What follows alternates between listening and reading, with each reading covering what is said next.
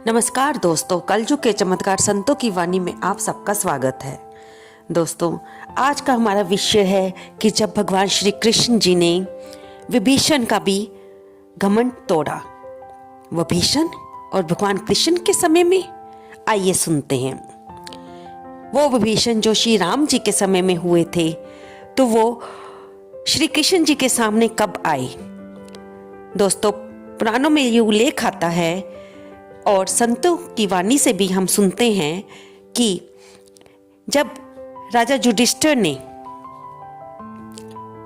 अपने को सम्राट घोषित करने के लिए राजसूय यज्ञ करवाया, तब उन्होंने वहां के आसपास के सभी राजाओं को आमंत्रित किया। तब उन्होंने श्रीलंका के राजा विभीषण को भी निमंत्रण भेजा। विभीषण भी वहां पर आए और वे इंद्रप्रस्थ को देखकर हैरान हो गए और उन्होंने देखा दरबार में बहुत से राजा आए हुए थे और वे सभी युधिष्ठिर को सम्राट मानकर उसे प्रणाम कर रहे थे। जब विभीषण जी की बारी आई तो उनको भी प्रणाम करने को बोला गया।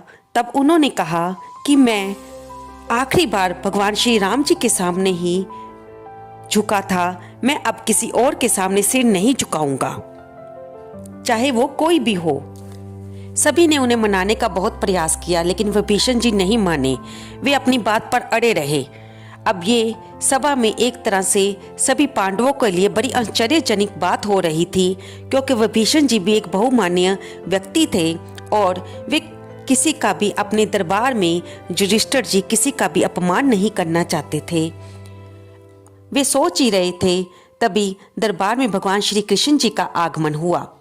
भगवान श्री कृष्ण जी ने जब विभीषण जी को देखा और फिर सारी बात, क्योंकि अंतर्यामी प्रभु तो सब कुछ जानते हैं, वे सारी बात जानकर मुस्कुरा दिए।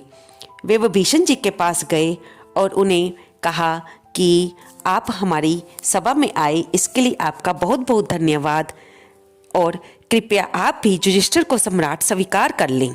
लेकिन विभीषण जी ने उनके सामने भी युधिष्ठिर को सम्राट मानने से इनकार कर दिया।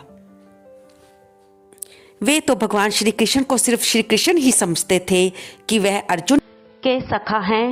इसके अलावा वे उन्हें भगवान मानने को तैयार नहीं थे। विभीषण जी ये नहीं जानते थे कि जिन श्री राम जी की वे पूजा करते हैं वही तो भगवान श्री कृष्ण हैं। भगवान श्री राम और भगवान श्री कृष्ण में कोई भी अंतर नहीं है। जब वे भगवान श्री कृष्ण के कहने पर भी नहीं माने, तब भगवान श्री कृष्ण जी ने उन्हें अपना श्री राम जी वाला स्वरूप दिखाया, जिसे देखकर, जिसके दर्शन कर कर विभीषण जी आश्चर्यचकित हो गए और वे भगवान श्री कृष्ण के चरणों में झुक गए और उन्हें प्रणाम करने लगे। दरबार में सभी देखकर ये हैरान थे, क्योंकि उन्हें तो भगवान श्री कृष्ण कृष्ण ही नजर आ रहे थे। वे हैरान थे कि जो विभीषण जी पहले सिर झुकाने को तैयार नहीं थे, वे भगवान कृष्ण जी के आगे क्यों झुक रहे हैं। लेकिन ये तो भगवान श्री कृष्ण और विभीषण जी ही जानते थे कि भगवान श्री कृष्ण उन्हें अपना भगवान श्री राम का स्वरूप के दर्शन करवा रहे थे।